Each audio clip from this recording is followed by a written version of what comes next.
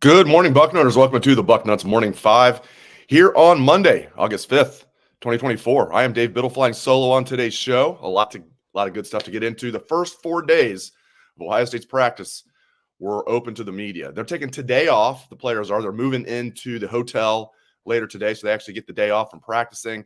And then it starts full bore tomorrow on Tuesday with hitting. They had last couple of days, they had pads on. They were still just thudding up. And then tomorrow, the actual hitting starts. So we're going to get into all that. I see that we already have some questions that I'm going to get to.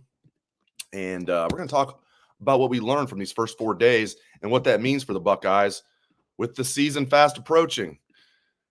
3 weeks from this Saturday is the Buckeyes opener. It's going to be here before we know it, my friends.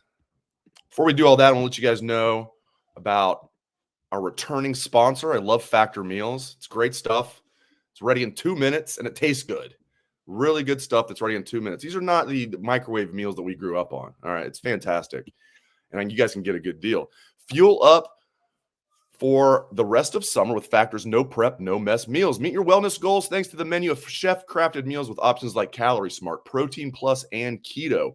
Factor's fresh, never frozen meals are dietitian approved and ready to eat in just 2 minutes. So no matter how busy you are, you'll always have time to enjoy nutritious, great tasting meals. Make today the day you kickstart a new healthy routine. And yeah, they're healthy, but they taste really good too. What are you waiting for? With 35 different meals and more than 60 add-ons to choose from every week, you'll always have new flavors to explore. Head to factormeals.com/bucknuts50 and use code bucknuts50 to get 50% off your first box plus 20% off your next box. That's code bucknuts50 at factormeals.com/bucknuts50 to get 50% off your first box plus 20% off your next month while your subscription is active. Take advantage, my friends. It's good stuff. No prep. Ready in 2 minutes. That's what I like. I also like Ohio State football a lot. All right, let's start. We already have some questions in here I'm going to get to. Start right off with some questions. I told John. John was in here half hour before the show started asking a question. I like that. John says, good morning, Bucknuts Morning 5. How is the battle between C.J. Hicks and Sonny Styles going? Have to think this is a battle for the ages at the linebacker position.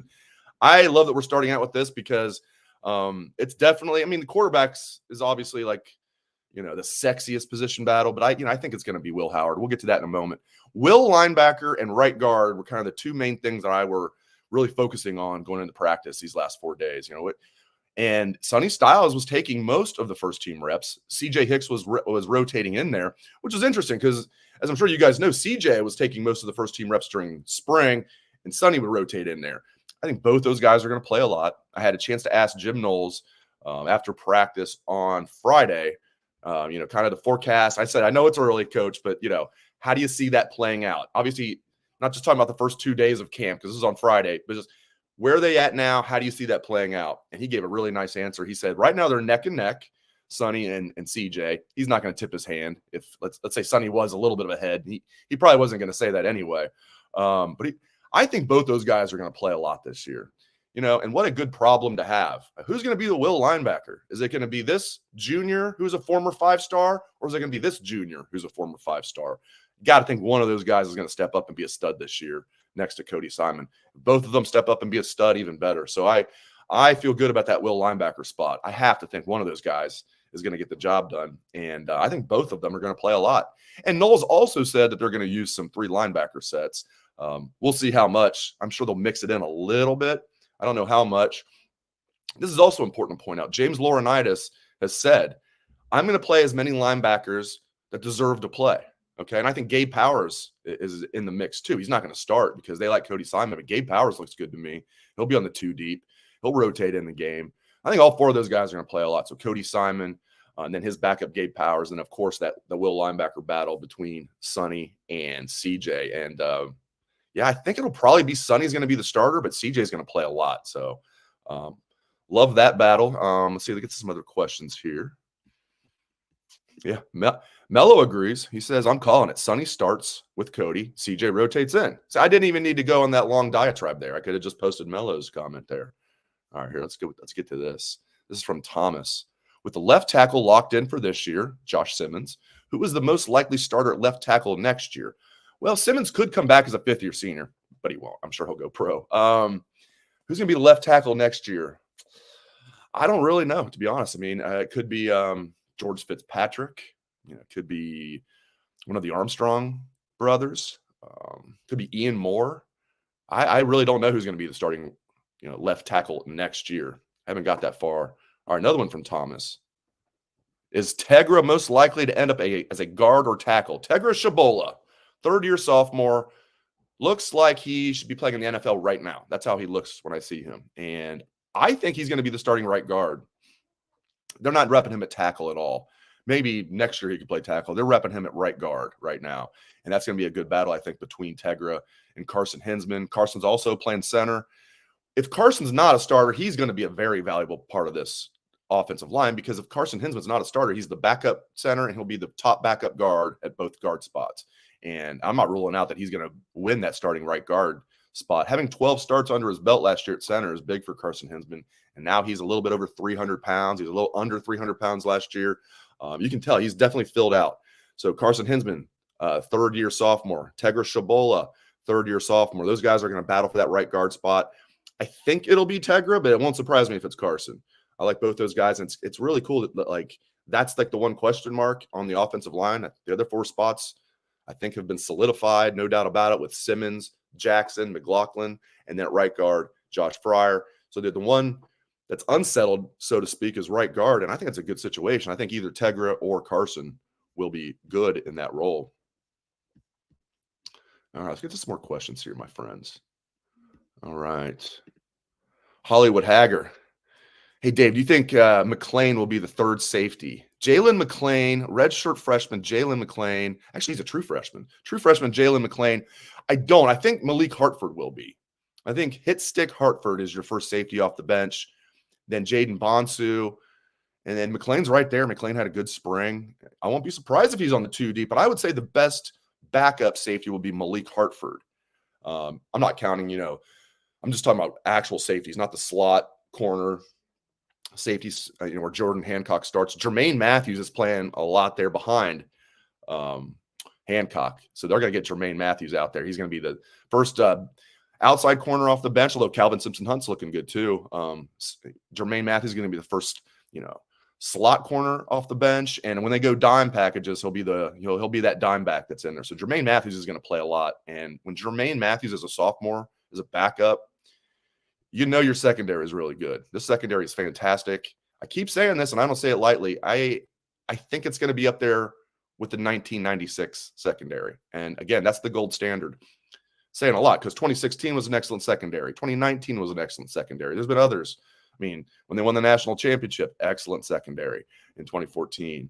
But 1996 has always been my gold standard. Why? Sean Springs, starting corner, Big Ten Defensive Player of the Year in 96, ended up being the number 3 overall pick of the draft. And he had 0 interceptions that year, Sean Springs. Why? Because nobody wanted to throw his way. He just locked down everybody. Other starting corner, Ty Howard. He was a second-round pick, very solid player, second-round NFL draft pick. Those guys, Antoine Winfield was probably better than Ty Howard that year, even though Ty Howard was good. Antoine Winfield came off the bench in 1996 as a sophomore. He was fantastic. Played a ton. He basically was a starter because he was the first guy in. That was back when they primarily just played 4 defensive backs pretty much the entire game. But when they went with 5 defensive backs, he was always in there, and he rotated in there a lot. My point is, when Antoine Winfield is a sophomore, as a backup, boy, you got a good secondary, because he was fantastic that year. He's one of my favorite players ever come through Ohio State, Antoine Winfield. And then the safeties. Who were the safeties in 96? Damon Moore, who ended up being a 3rd-round pick, and Rob Kelly, that crazy safety. Rob Kelly would come in there. He was long blonde hair. Rob Kelly was a 2nd-round pick. So you have a 2nd round and a 3rd round safety. 1st round Sean Springs, 1st round Antoine Winfield, 2nd round Ty Howard. 1996. We're never going to see a secondary better than that, right? We might this year. I was bullish on the secondary before Caleb Downs transferred in. Okay. I can't believe Denzel Burke came back. I love it. So you got Burke and Igbinosun on the outside. Love that. Okay. Hancock he was awesome in that slot safety / corner role last year. He'll be even better this year. He looks like he's jacked up a little bit more entering his senior year. So you got Burke, Igbinosun, and Hancock. Life is good. Lathan Ransom came back. I didn't see that coming. As a strong safety, fifth-year senior, I thought he'd probably go pro. I didn't think it'd be an early pick. I just figured he'd go pro. He came back. I'm like, okay, and then, Malik Hartford will be the other starter, right? Oh, maybe Caleb Downs will transfer in, the SEC Freshman of the Year. Over 100 tackles as a true freshman at Alabama last year. And thank you, Nick Saban, for retiring, because I don't think anybody benefited more from that than Ohio State with getting Caleb Downs, getting Seth McLaughlin, getting Julian Sand. McLaughlin, I think, would have come here regardless. It really was Sand and Caleb Downs. I don't think that they would have transferred if Saban was still there. So you put Caleb Downs in this mix, goodness gracious. I do think it can be right up there with 96. Dare I say it could be better? Because the depth might be a little bit better, which is crazy to say because Antoine Winfield came off the bench in 96. But beyond that, like I said, you got the 5 starters now because they start 5 DBs. Jermaine Matthews is the 6th DB. Calvin Simpson-Hunt or Malik Hartford is the 7th or 8th. I mean, they're deep as heck. Aaron Scott's a true freshman. I don't think he's going to play a lot because they're so deep, but he's another guy that's been getting second-team reps. Okay, as you mentioned, Jalen McClain's out there as a true freshman. I like Jaden Bonsu as a redshirt freshman. Hit Stick Hartford as a sophomore. I mean, it's absolutely ridiculous how deep they are in the secondary. Lorenzo Styles, I haven't even talked about Lorenzo Styles Jr. He's been the one guy who's been banged up. He'll play that slot safety role, slot corner. He might even play a little offense. If there's like an emergency, Lorenzo Styles Jr. could perhaps play some offense. All right. It's hard for me to keep up with this when I am doing this solo. I'm sure there's a lot of good questions in here. All right, you guys want me to talk about the Michigan stuff? Like, I'll touch on it briefly. Yeah, it seems like this is the start of it. I don't know. I mean, the NCAA moves slow. I don't think just because the draft of, the notice of allegations was leaked to ESPN, I don't think necessarily we're going to hear anything final this week. It will probably be a slow drip. But the drip has started, my friends. The drip has started. So all the talk, nothing's going to – it is – I will say this. It is interesting. I have some friends who are Michigan fans. And other than that, they're good people. But seriously, the talk from most Michigan fans has been nothing burger, nothing's going to happen, all good, okay? It has now done a complete 180. If you talk to Michigan fans now, it's like, this doesn't look good. We better sue the NCAA. We got to sue the NCAA. So they've gone from nothing's going to happen to we have to sue the NCAA. So they're a little perturbed about it. So that tells you a lot. All right, let's move on. I didn't really want to talk about the Michigan stuff. I'll let that when that is final. We'll talk a lot about that. Trust me, we'll talk a lot about that. By the way, on Friday, I was able to run into was it Friday or Saturday? Saturday, I ran into Monica Daniels, which was awesome. Met her husband Mike. Monica is what a great ambassador she is for the program. Living here in Columbus, stopping by practice. I mean, a lot of parents of former players still love the Buckeyes, but they're not really coming around that much or whatever. Monica, I mean, Paris was here for 3 years. He's down in his 2nd year for the Cardinals. She's over at Ohio State all the time. She loves the Buckeyes, and she's helping out with David Sanders Jr. We'll see what happens there. So I was like, that was my first question to her. I said, we're going to get David Sanders Jr.? And I said, that probably shouldn't be my first question. She said, we're trying. So we'll see what happens there. But was really cool running into Monica. And I felt like I'd met her husband before, but it was my first time meeting her husband. Really cool stuff. So that was on Saturday. So, all right, quarterbacks. You guys want to talk some quarterbacks? We can do that. I think it's going to be Will Howard. I thought he had his best practice as a Buckeye on Friday. Okay. I thought he had his best practice, the second day of camp, including the 15 practices in spring, including the spring game. I thought that was the sharpest he looked. I thought Julian Sand was the second best quarterback that day. Devin Brown made some good throws on Friday, including to finish practice. He threw an absolute strike to Bryson Rogers, split the safeties deep down the field, hit Bryson Rogers in stride. It was the final play of practice. Bam. So Devin Brown ended on a high note on Friday, but I thought he was probably the 3rd best quarterback that day behind Will Howard, behind Julian Sand. I thought he was probably 3rd. So I think Will Howard's going to be the starter. I think Devin Brown's going to be the backup. And I think Julian Sand, if he is called upon, I think he will be able to get the job done. I'm impressed with him. He was looking good during spring. Then he finished spring kind of shaky, those last 2 practices, including the spring game. But he's a true freshman. I mean, in theory, he will just get better. His ceiling is high. He's just going to get better and better and better and better. this year. I mean, and you got to think by midseason, he's going to be better than whatever he is right now. And right now he looks pretty good. So I think if something happened with injuries or guys not getting the job done, I think Julian saying later in the year could come in and get the job done. I think Will Howard's going to be exactly what you guys want, exactly what we all want. How tall is saying? He's listed at 6'1", John. John Gorby asking, how tall is saying? He's listed at 6'1". I think he's probably 6 foot. Probably 6 foot even. He's definitely not like tiny, but he's certainly not. He's about the same height as Troy Smith. I got a picture with Will Howard, Julian Sayin, and Troy Smith at the Foundation's awesome event that they did a couple weeks ago, which was really cool. You know, you had the past, the present, and the future. And Troy and Julian are about the same height. So picture Troy Smith, but obviously Troy was pretty damn thick. Julian is not that, but he's not tiny, but he's not big. But I tell you what, I mean, he throws a nice ball. He at times, maybe a lot of times, he looks like the most purest passer on the team. Okay, so I like Julian Sayin a lot. And Aaron Nolan looks good to me. Lincoln Keenholz has had his moments too. I mean, none of those guys. I mean, Aaron Nolan just gets lost in the shuffle, and I think he's been looking good. But five quarterbacks. I'm glad they're all here, man. I thought one would transfer. I'm thrilled all 5 of them are here. Yeah, as Mike said on Facebook, Will Howard will bring the threat of the run that the Buckeyes have not had in years. Yeah, and I've talked about this, but it bears repeating. Where did Ohio State really struggle last year? Anytime they're inside the 10-yard line. They had 1st and goal, 2nd and goal, 3rd and goal, 4th and goal. They were one of the worst teams in the country. They were their most dangerous when they're like at the 20 or the 25, and they could just throw it to Marvin. When they got inside the 10, I was like, oh, crap. They were one of the worst teams in the nation, the Buckeyes were. Anything, 1st and goal, 2nd and goal, 3rd and goal, 4th and goal. They have to get that cleaned up, and I think they will. 2 main reasons. Chip Kelly, Will Howard.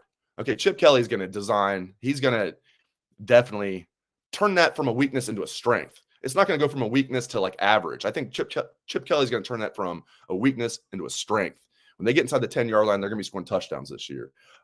He's going to have some interesting run concepts, and having a quarterback that can run is huge.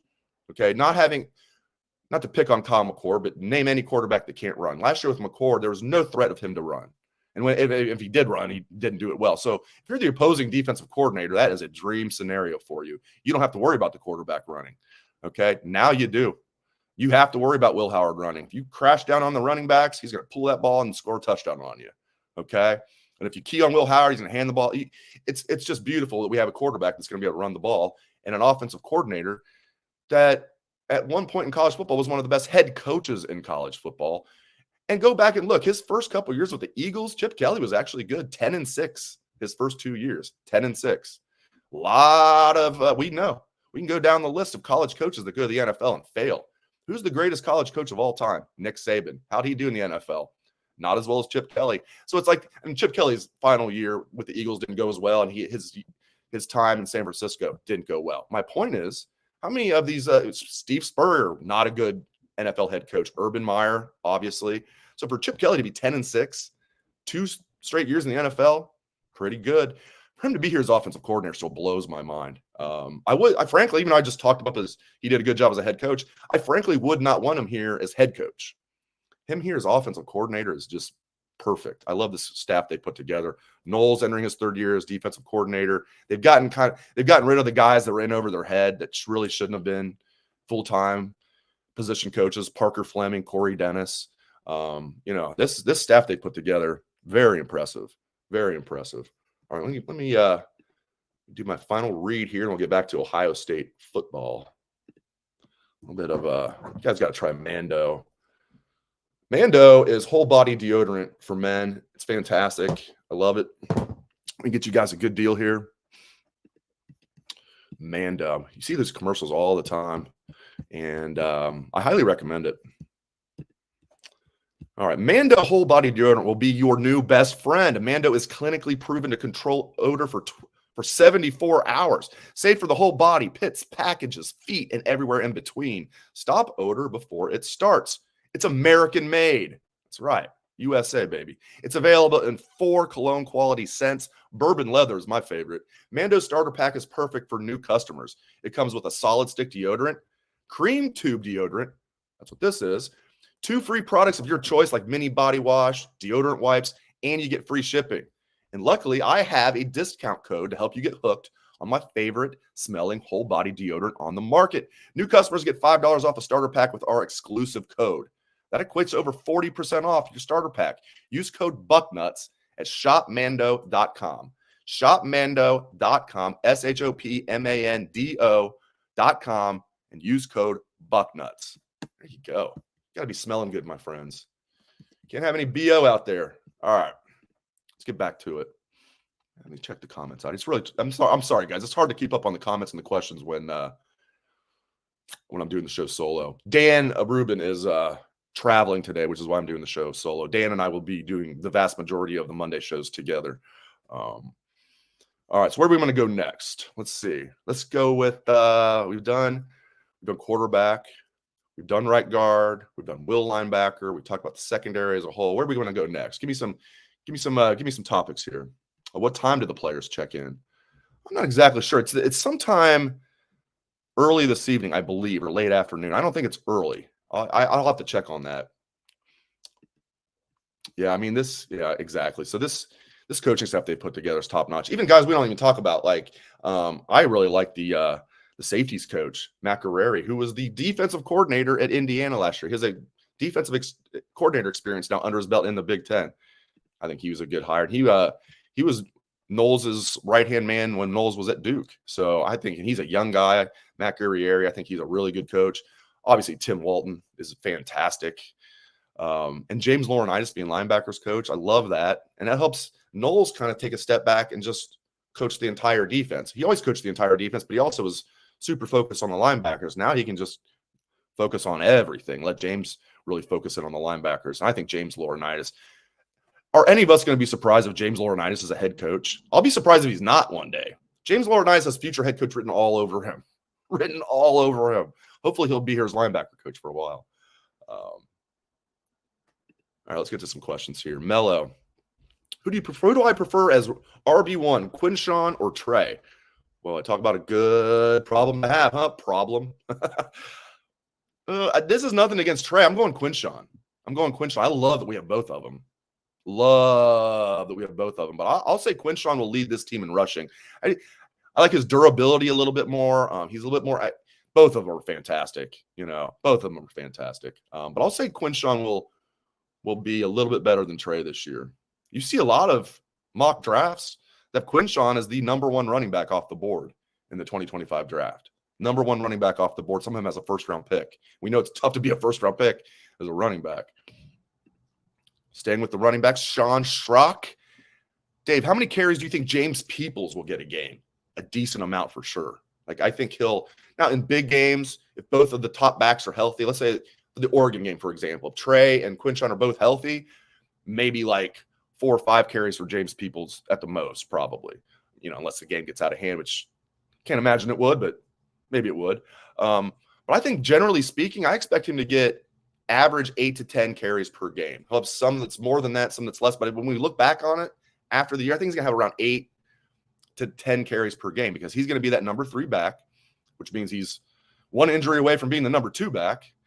Dare I say no, I'm not even going to say it. But as that number 3 back, he's going to play a lot because they're not going to want to put, too much wear and tear on Quinshawn and Trey. And, in theory, they're going to be blowing out teams. They have an easy non-conference schedule with Akron and Western Michigan and Marshall.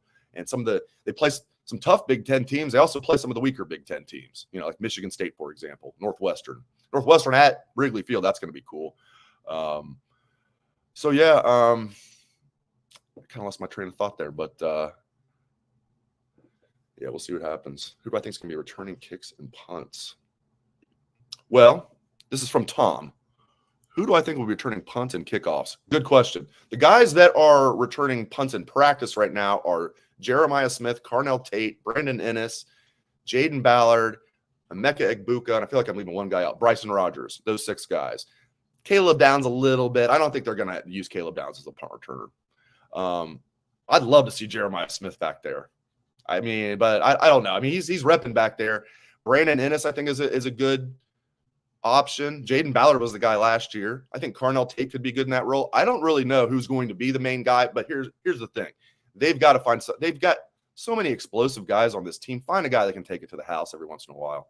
Going 10 years without a kick return or a punt return for a touchdown, that's not good.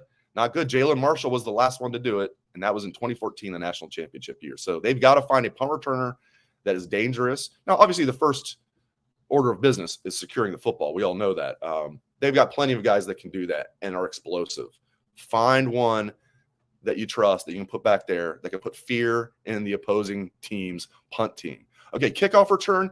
You know, there's a lot of guys in the mix there, I would say. I've heard Lorenzo Styles Jr., when he gets healthy, could be back there. I think Jermaine Matthews was a really good, kick and punt returner in high school. I don't know why they don't use him there. There's a lot of guys you could use there. Bryson Rogers could be used there. A bunch of different guys. But the most important thing is they can't have this attitude, well, on punts, like, well, we're Ohio State. We don't really need to, return punts because we're going to score anyway. No, you can't have that attitude. Get every yard you can. Brandon Ennis is one of those guys.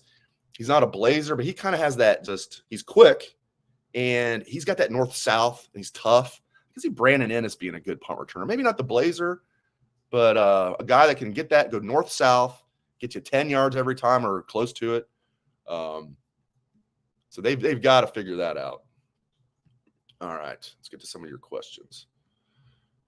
Yeah, Knowles was talking about some 3 linebacker sets, but we'll believe that when we see it, right? I mean, it's like them talking about the jack position, and you don't really see it at all. So maybe we'll see some 3 linebacker sets. I'll believe it when I see it because Knowles is a 2 linebacker, 5 DB guy. This is how he's rolling. It's how he was at Duke, Oklahoma State, and his first 2 years at Ohio State. So will we see some 3 linebacker looks? Maybe a little bit. I don't think they're going to major in it. I don't even think they're going to minor in it. I think we might see it just sprinkled in a little bit. Yeah, Mylan Graham's another one. Mylan Graham, Sean, good point. Mylan Graham's another one. I think Mylan Graham's I don't want to call him small. He's not a big receiver. He's like 6 foot, 185 pounds, kind of skinny legs. Man, is he quick and fast. He looks like he'd be a good kick returner, punt returner to me. Yeah, that's exactly right. Dan, you need to make the first guy miss to be a good punt returner. That's damn right. You make that first guy miss, you're at least going to get some yards, and you might bust it. You make that first guy miss, that is, well, catching the ball is the first thing. Look at this. Spider checking in from Iceland. How about that? Good morning, Bucknutters from Iceland. Go Bucks, the Spider Celery on YouTube. That's pretty cool. We have people check in from around the globe, and I think this might be the first time we've had one from Iceland. That's really cool. Really cool. Let's get to some of your questions here. I can find. I'm sure I've missed a lot of your questions, guys. It's really hard to keep up on this. I need to hire a producer when I do these shows solo, right? So what else has stood out from the first couple of days of camp? Let's talk about that. First 4 days of camp. It was really cool seeing. First of all, Ross Bjork, I think, is the perfect AD for Ohio State right now. Like for the NIL age, and he's so approachable. He's been at every practice. He goes around and talks to everybody, and it was really cool. I was actually talking to Ross, and then Chip Kelly came up, and Chip Kelly's like, "Hey, boss," and they were talking, and it was just, Ross Bjork, Chip Kelly, and me, just 3 guys just chopping it up.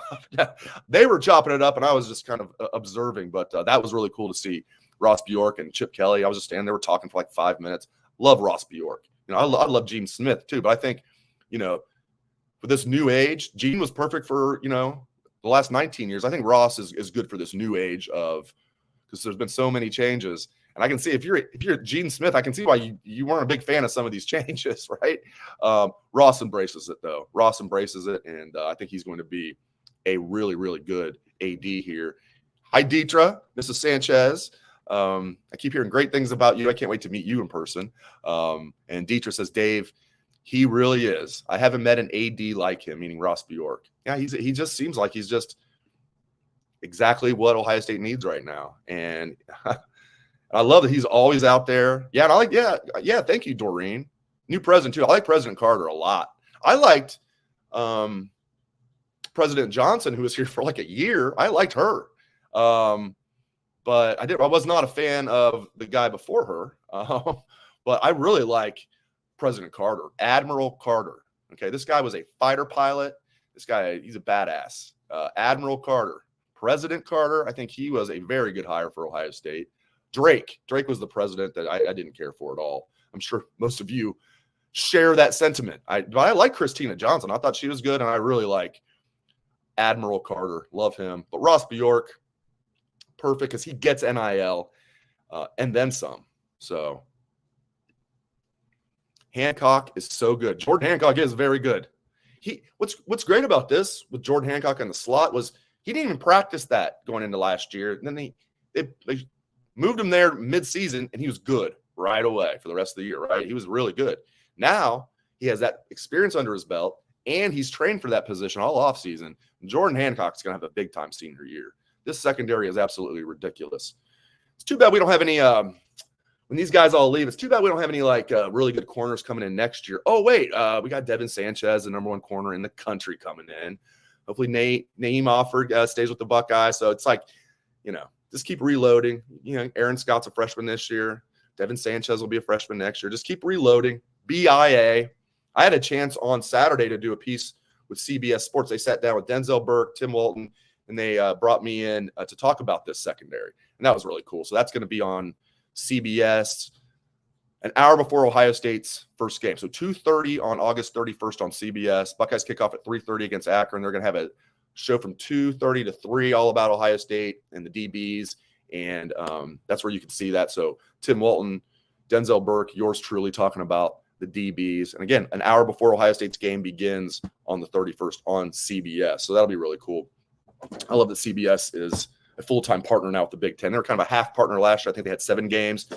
This year, they have a game every Saturday at 3:30, CBS. You get the big noon kickoff on Fox, CBS 3:30, NBC primetime. I love that. I love that they've done that. And this is why the money is rolling in like crazy. You got an ABC, ESPN's been completely cut out, which is kind of funny. But you got CBS, you got NBC. You, of course, got Fox, Big Ten Network. And Fox owns 61% of Big Ten Network, for those who don't know. Fox owns 61% of Big Ten Network. So they're obviously bringing in the most money, Fox is, because they've got the big new kickoff. They've got Big Ten Network. Cannot wait to see this. Let's finish talking some D-line depth. Thank you, the Rod Farva on YouTube. He says, I can't wait to see Jason Moore. I like that. And guess what? I bet you can't wait to see Caden McDonald. Caden McDonald looks really good as a backup one tech. Jason Moore. Larry Johnson called Jason Moore the ideal 3 tech in our defense during the spring. It's pretty nice. Pretty nice thing to say about it. Your position coach says you're the ideal player for this position. That's pretty good. And he's a backup. So Jason Moore is a redshirt freshman. Then you got Caden McDonald as a sophomore. He looks like a beast to me. 6'3", 330, that typical one tech. Hero Canoe is going to play a decent amount at D tackle. They've got 3 good backup D tackles. Obviously, the starters, Tyleek Williams and Ty Hamilton, love those guys. And then Jason Moore, Caden McDonald, Hero Canoe are your backup D tackles. And for that 6th D tackle, it's going to be between Will Smith Jr. and Tywone Malone. So Tywone Malone might be the 7th DT on this team. All right, now D-end, also great depth. So you got Sawyer and JT as the starters. Kenyatta Jackson's looking good to me.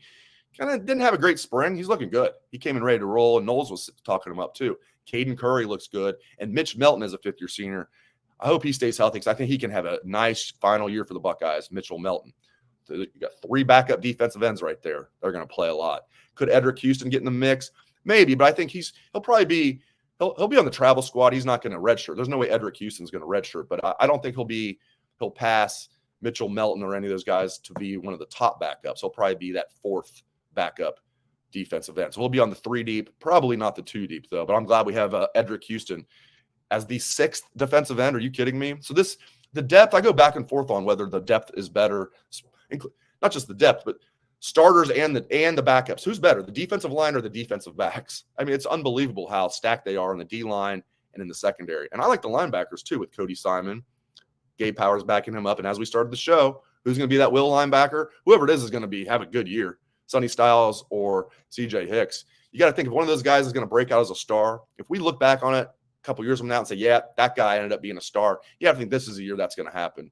They're entering their junior year. They've got experience under their belt. Not a lot of experience for CJ, more so for Sonny.